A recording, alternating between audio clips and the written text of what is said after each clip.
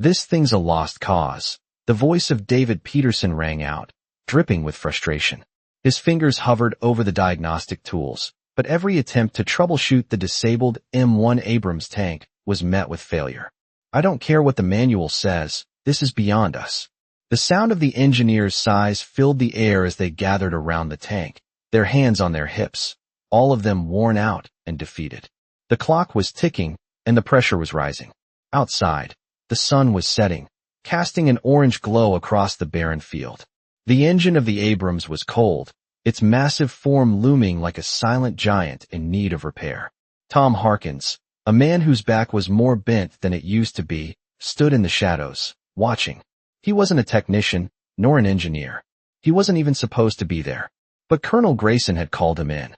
And when a colonel calls, you don't ask questions. Tom had seen more war than anyone should ever see, and his hands, although old and trembling, still knew the weight of a wrench and the sound of a machine coming back to life. He wasn't worried. They were. The engineers, fresh from their latest failed attempts, whispered among themselves, exchanging theories and frustrations. They had tried everything, every diagnostic tool, every adjustment. Nothing worked. The M1 Abrams, a beast of war, now lay dormant, like a wounded animal that could no longer defend itself. Tom took a slow step forward, his eyes fixed on the tank. He could feel the unease in the air, the helplessness.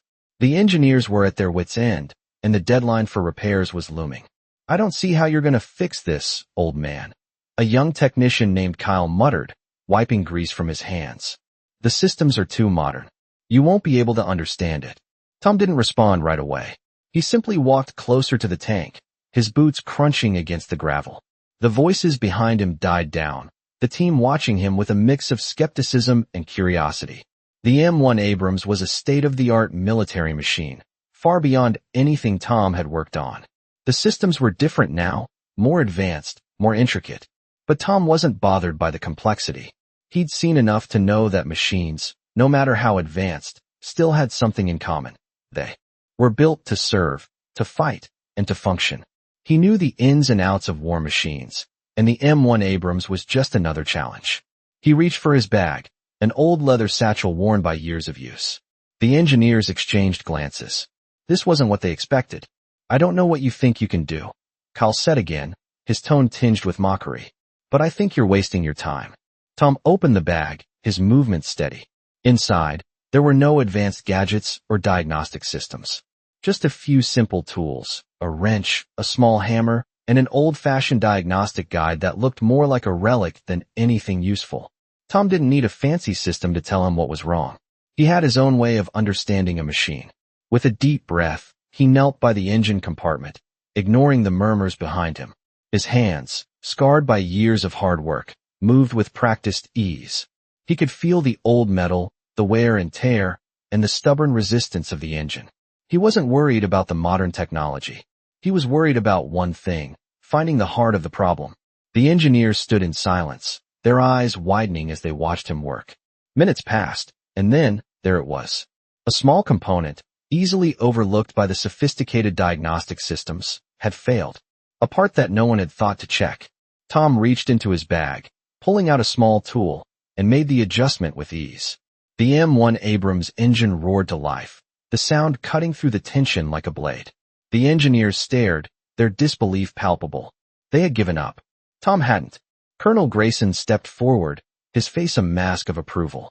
I knew you'd get it done, Harkins, he said quietly, a slight grin on his face. I called you for a reason. The engineers, once skeptical, now stood in awe. They couldn't argue with the results. Tom Harkins had done what they couldn't. And in that moment, the old veteran had proven that experience could still beat the machines. The hum of the Abrams engine reverberated through the quiet air, and for a moment, it was the only sound in the field. Tom Harkins stood up, wiping the sweat from his brow as he took a step back, admiring the now purring machine. Behind him, the engineers were still in disbelief, their mouths slightly agape. Kyle, the young technician who had mocked him earlier, exchanged glances with the others, his eyes wide with shock. I don't believe it, Kyle muttered under his breath, but it was clear from his face that his words were more about confusion than a challenge. Colonel Grayson, who had been quietly observing from the sidelines, took a step forward. His presence was commanding, and his calm demeanor contrasted sharply with the surprise and confusion of the engineers. "Well done, Harkins," he said, his voice low but filled with respect. "You've done what none of these modern tools could do." Tom didn't respond right away. He simply nodded, wiping his hands on his faded work pants before placing them in his pockets. "Just part of the job, Colonel," he said, his voice steady and humble. He had seen more battles than anyone should ever experience. Fixing a tank was nothing compared to what he had survived in the field. "We're lucky it wasn't something more serious." David Peterson, the head engineer, finally spoke up, his voice tinged with awe. "I don't know what you saw that we missed." Tom paused for a moment, then glanced back at the engine.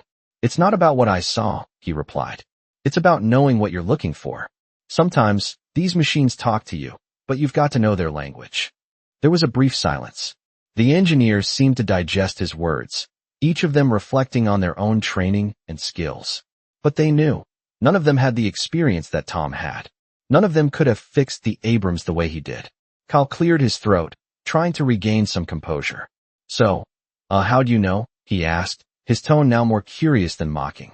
Tom's eyes softened as he looked back at him. "Experience," he answered simply, then motioned to the tank with a nod. "This isn't just a machine. It's a piece of history.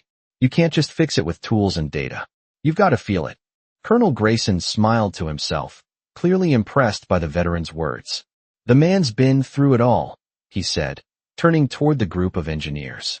"And that's why we need people like him." The engineers remained silent, each lost in their thoughts. The respect was palpable now. They had witnessed something extraordinary. Not just a machine coming back to life, but a living legend in action. Tom Harkins had done what none of them could. He had repaired the tank not with modern technology, but with something far more valuable: his experience, his wisdom, and his unshakable calm in the face of adversity. As the group began to disperse, David Peterson approached Tom. "I have to admit," he said, shaking his head, "I didn't think it could be done. But you showed us something today." Tom smiled softly. "Sometimes the old ways are the best ways," he replied, his voice steady and calm as always. He knew better than anyone that not everything could be solved with technology. Some problems, the ones that really mattered, still needed the human touch. As the sun set behind them, the M1 Abrams stood strong once again, ready to face whatever challenge lay ahead. And Tom Harkins, the old veteran, had once again proved that true mastery wasn't just about what you knew. It was about the experience you brought with you. As the engineers left the field, they would carry that lesson with them, long after the day was done. As the last of the engineers filed out of the field, still muttering amongst themselves, Tom Harkins remained standing by the Abrams, his hands resting on his hips. The air was thick with the smell of engine grease and the soft hum of the tank systems now running smoothly. Tom had seen this moment 1,000 times before. The disbelief, the awe, the realization that someone from a different generation had done what technology couldn't. He wasn't looking for praise. In fact, he preferred it this way, quiet, unassuming. The sun was beginning to dip below the horizon, casting long shadows across the tank as it stood there, now as powerful and capable as it had ever been. Colonel Grayson approached from behind, his boots crunching on the gravel. "You know, I think they'll be talking about this for a while," Grayson said, his tone almost amused. Tom simply nodded. "Maybe, but I've seen enough to know when to step back and let the machine do its job." The colonel smiled. "You never step back, Harkins. You step in. You always have." Tom's gaze drifted back to the Abrams. "Some things don't change," he replied, his voice calm, as if it was just another day on the job. But it wasn't. Not really. Not for him. Not anymore. The battlefields he had seen, the wars he had fought in, had changed him. No one could truly understand unless they'd lived it. And that was why he was here now, in this quiet corner of the world, fixing tanks when others had long since given up. He knew what it meant to be tested to the limit. The colonel stood next to him for a moment, his hands behind his back, watching the tank in silence. Then he turned to Tom. "The others were looking at you differently after today," he said. "You can see it in their eyes. They've learned something." Tom just nodded again. "It's not about teaching them something," he said softly. "It's about showing them what they can do when they trust their instincts and their experience. Tools and gadgets can only get you so far. but a good man, with the right mindset. That's something no technology can replace. Grayson raised an eyebrow, intrigued. So what's next for you, Harkins? You fixing tanks for the rest of your days? Tom chuckled lightly, the sound low and rough, like gravel being ground underfoot. I've fixed enough tanks to last a lifetime. But there's always something more. Something that needs doing. That's the nature of the job.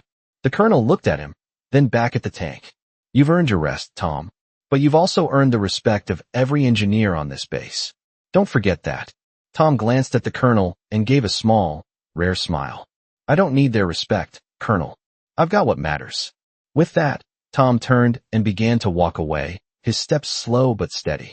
Behind him, the M1 Abrams stood like a sentinel in the fading light, a testament to the work of one man who knew that, sometimes, the most important tool was experience. The colonel watched him go, a thought lingering in his mind.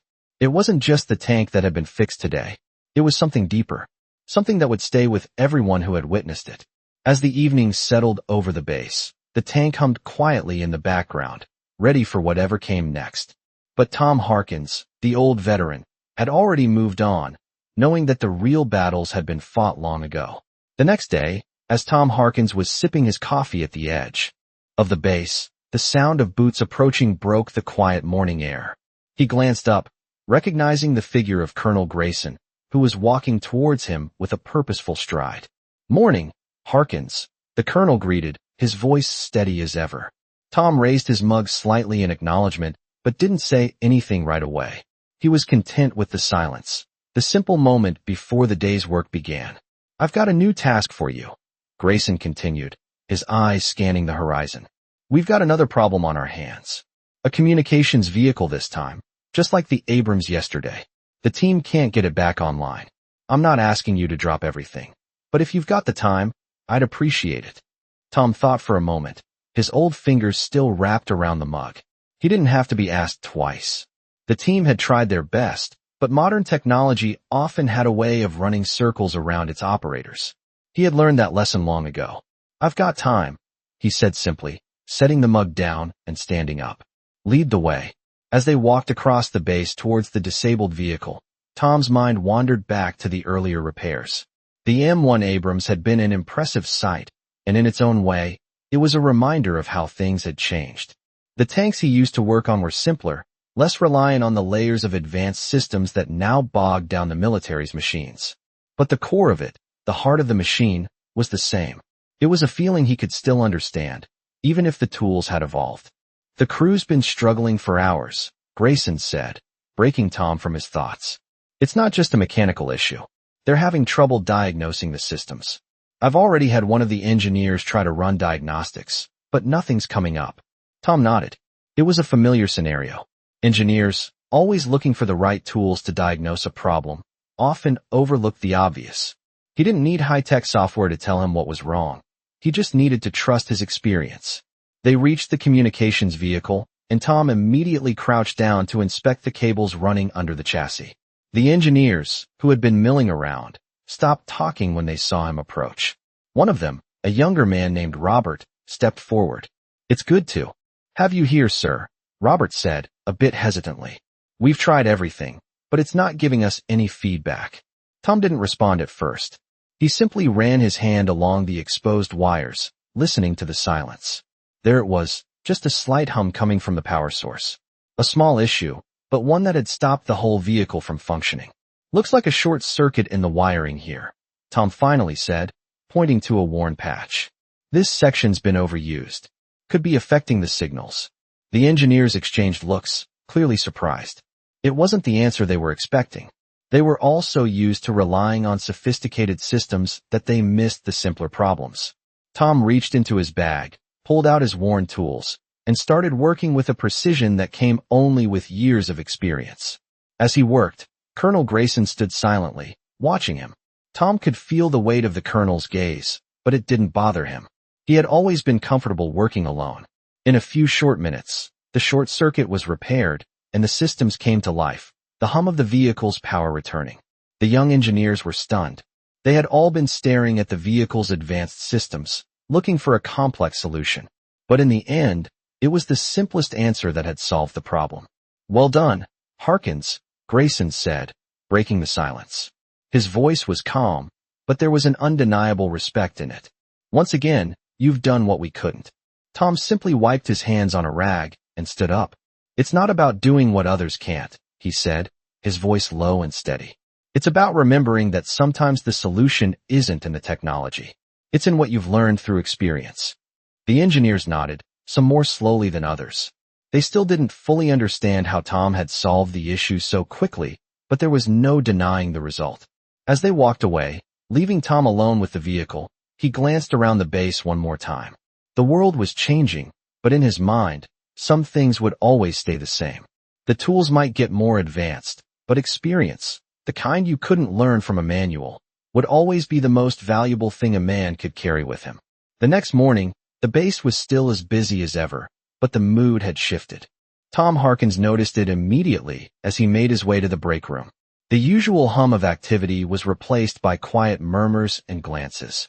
The engineers who had worked with him the day before seemed different now. They looked at him with a new sense of respect, though they didn't speak it aloud. As Tom grabbed a coffee, he overheard snippets of conversation. "Did you see what he did with the Abrams?" one engineer said. "I still can't believe it.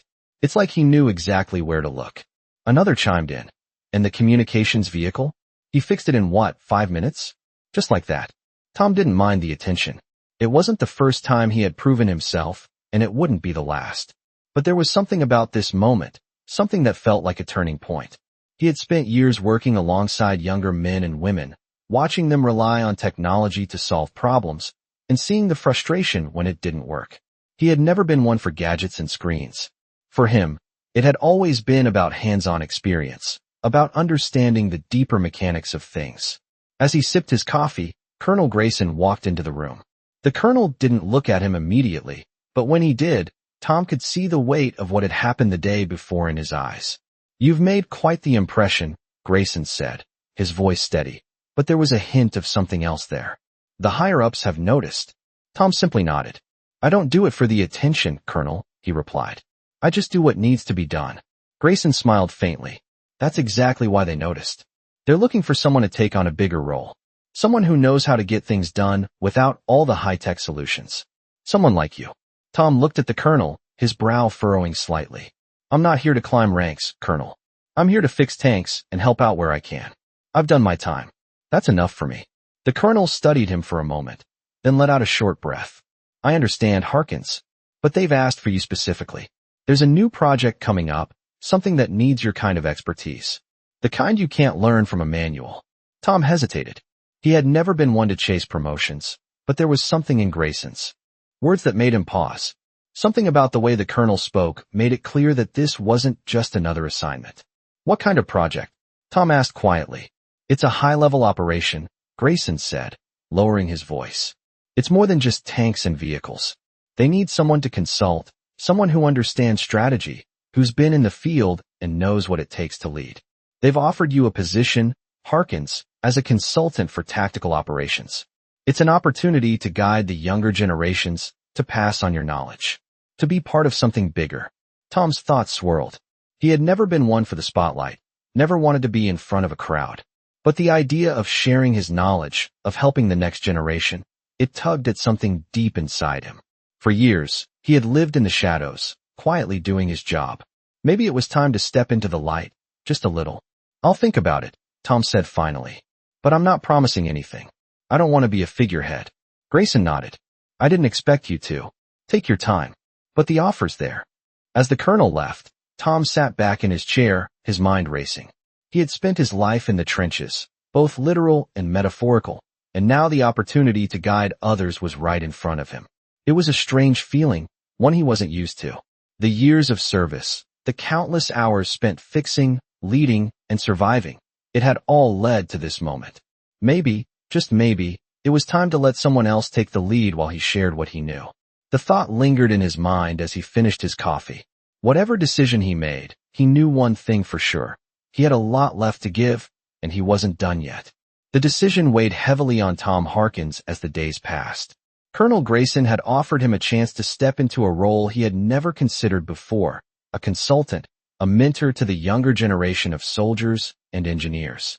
It was an odd offer for Tom, who had always been more comfortable behind the scenes, fixing tanks and quietly getting the job done. He had spent decades in the field, in the heat of battle, where his hands had never been still, where he had learned to trust his instincts and experience. And now, after all those years, the military wanted him to lead, to guide others. It wasn't the kind of role Tom had ever envisioned for himself. He was no stranger to leadership, but it had always been out of necessity, not because he sought it. The thought of being in the spotlight made him uncomfortable. He had always preferred to work alone, to rely on his own hands rather than the voices of others. But as the days turned into weeks, Tom found himself considering the offer more seriously. He had seen so many young soldiers and engineers come and go, all relying heavily on the technology they were handed, unsure of how to truly understand the machines they worked with. It was easy to rely on diagnostics, on screens and sensors, but what happened when those failed? What happened when the machine didn't respond to a push of a button or the turn of a dial? That was when experience mattered. Tom had lived through enough battles, enough failures, enough victories to know what it took to get the job done. And maybe, just maybe, he could help pass that knowledge along to the next generation.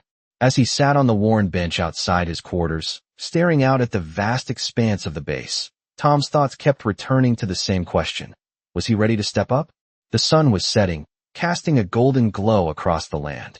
The soft hum of activity continued in the background, the familiar sounds of soldiers preparing for the next day's work. He knew what was expected of him, but he still wasn't sure if he was ready to take on that responsibility. It wasn't the machines that troubled him. It was the people. The young engineers, the fresh recruits. They were eager, but they lacked the depth of experience he had gained over the years. Would he be able to teach them? Would they listen? He had seen too many young soldiers make mistakes because they didn't understand the weight of the decisions they made.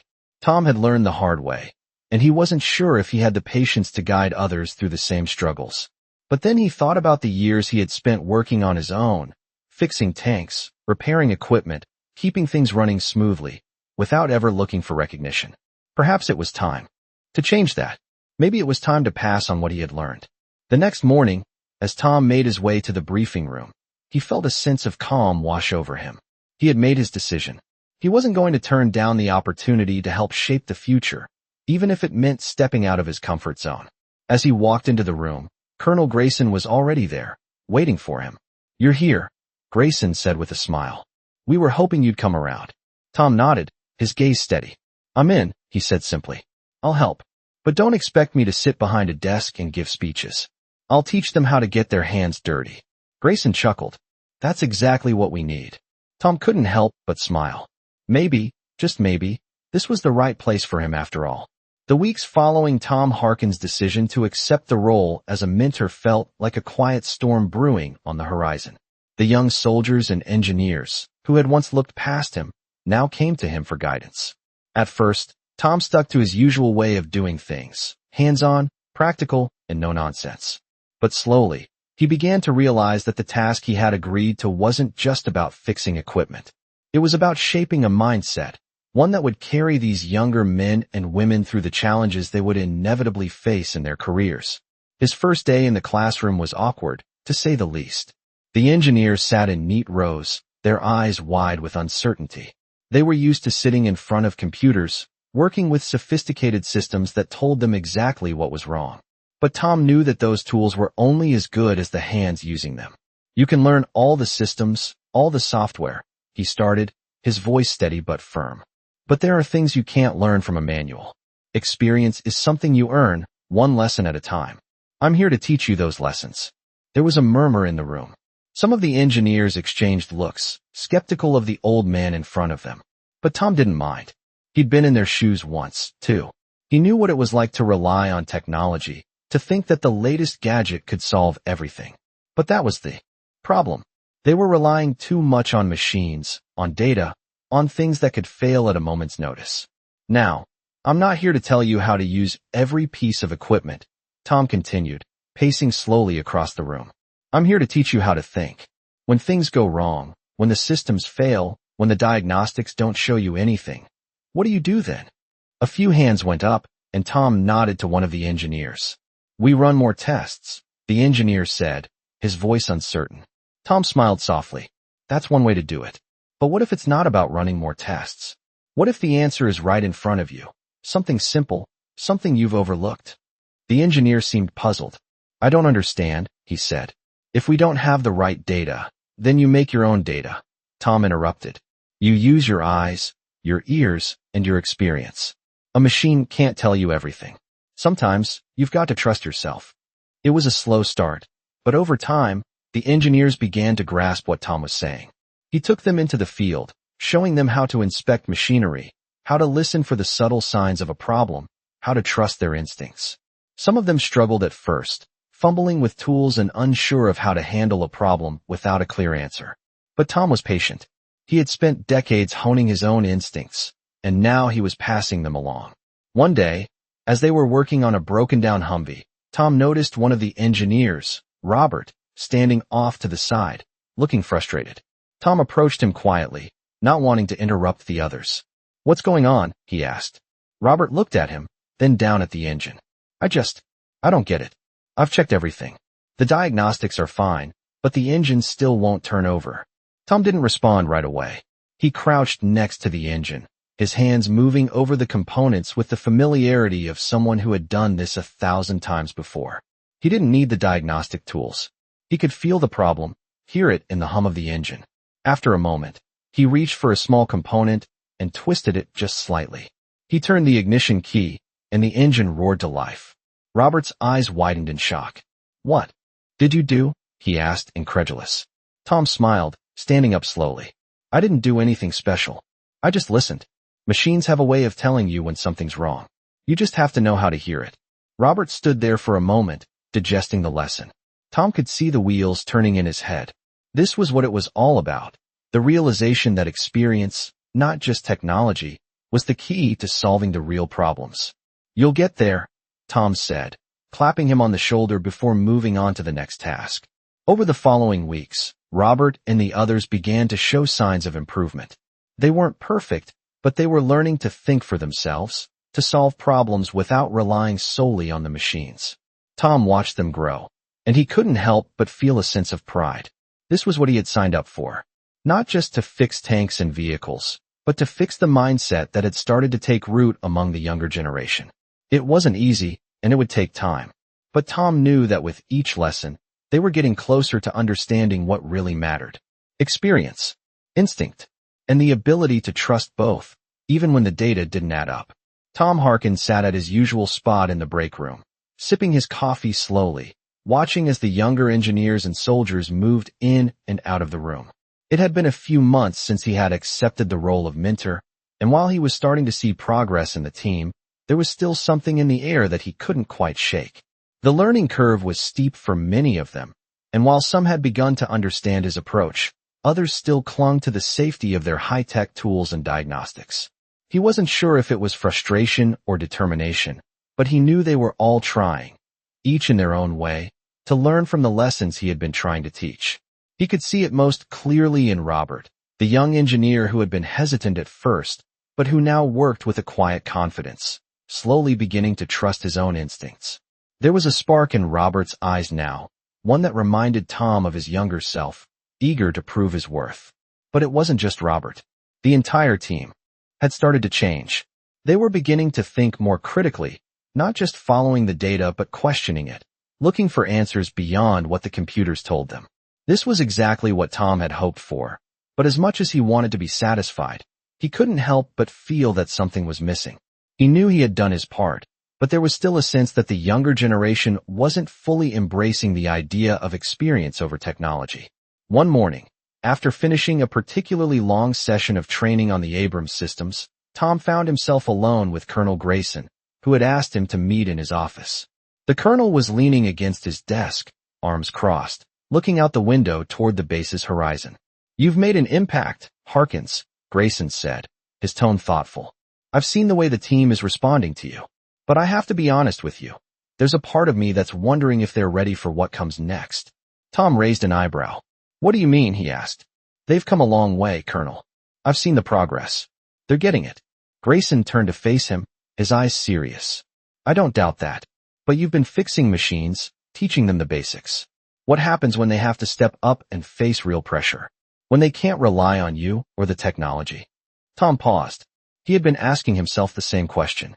The reality of combat, the unpredictability of the field, was something that no amount of training could fully prepare them for.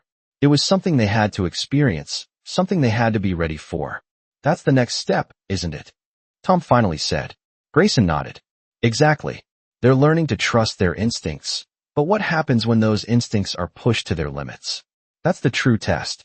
I'm going to need you to guide them through it, Tom. Not just with machines, but with the mentality of a soldier. When it's life or death, there's no room for hesitation. You know that better than anyone. Tom took a deep breath. The weight of the colonel's words settled on him. This wasn't just about fixing equipment anymore. This was about preparing these soldiers, these engineers, to face the hardest tests of their careers. I understand, Tom said quietly. Grayson gave him a nod of approval. Good. I'm going to need you to push them harder. Show them what it really means to be ready. They've got the tools, the knowledge. Now it's time for the final test. As Tom left the colonel's office, the sense of responsibility that had been building within him finally took shape. This wasn't just about being a mentor anymore. It was about preparing a team for something much bigger. He had spent his life in the field, faced situations where hesitation could cost lives, where experience and instinct were the only things standing between survival and failure. Now, it was time to prepare the next generation for that same kind of challenge. Tom had always known that his experience was valuable, but now he understood the true depth of it. He wasn't just passing on knowledge. He was preparing these soldiers for the hardest test they would ever face. The pressure was on, but Tom Harkins was ready. The real work was just beginning. The morning air was crisp, the kind of early chill that signaled the arrival of fall. Tom Harkins stood in front of a small group of engineers and soldiers, the team he had been mentoring for months now. The weight of the task ahead was starting to settle in. The colonel had asked him to prepare the team for something bigger, and now, as Tom looked out at the young faces before him, he knew it was time to push them harder than ever before. They were ready, or so he hoped. The last few weeks had been a mix of practical exercises and theory, showing them how to trust their instincts, how to work with the equipment, and understand it beyond the diagnostics. But today, Tom was about to take it a step further. Today's the day you all prove what you've learned, Tom began, his voice steady but firm. We've spent weeks on the basics, getting the systems working, diagnosing problems, trusting your instincts. Now, we're going to see how you handle real pressure. We're going to simulate an operation, and when you're out there, you won't have the luxury of time or fancy diagnostics. It's just you, your experience, and the tools at your disposal. Don't hold back. He could see the uncertainty in some of their eyes. They were used to working in controlled environments, where things were predictable. But this was different. Tom knew. The feeling. In the field, there was no reset button, no second chance. You'll be facing a series of challenges, he continued, and I expect you to work together. There won't be a single person carrying the team. You either all succeed, or none of you do. Robert, the engineer who had started out unsure of himself, was now standing with a look of determination. He met Tom's gaze and nodded slightly, a sign of the growth Tom had hoped to see. The others followed suit, their faces hardening with focus. Tom wasn't just teaching them how to fix things anymore. He was teaching them how to survive, how to think on their feet and adapt when everything around them fell apart. He watched as they geared up, adjusting their equipment, checking their tools.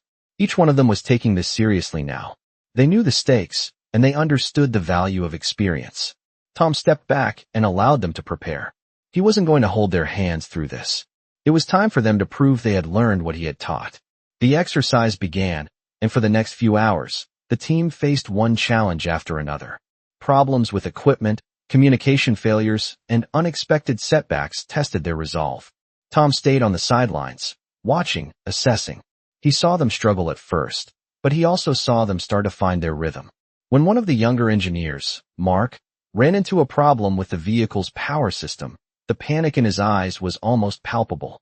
But instead of freezing up like he would have a few weeks ago, Mark took a deep breath, looked at the team, and said, "We've got this. Let's break it down step by step."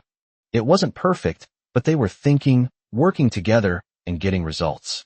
By the end of the day, the simulation was over, and Tom stood in front of them once again, his gaze moving over each of them. "You did well," he said, his voice steady but proud. You handled the pressure better than I thought you would. You worked as a team. That's what matters. But this is just the beginning. There will be tougher tests ahead, and you can't rely on anyone but yourselves." The team stood quietly, taking in his words. Tom had seen the change in them, seen them grow in confidence and ability. They had started out unsure, hesitant, and now they were different.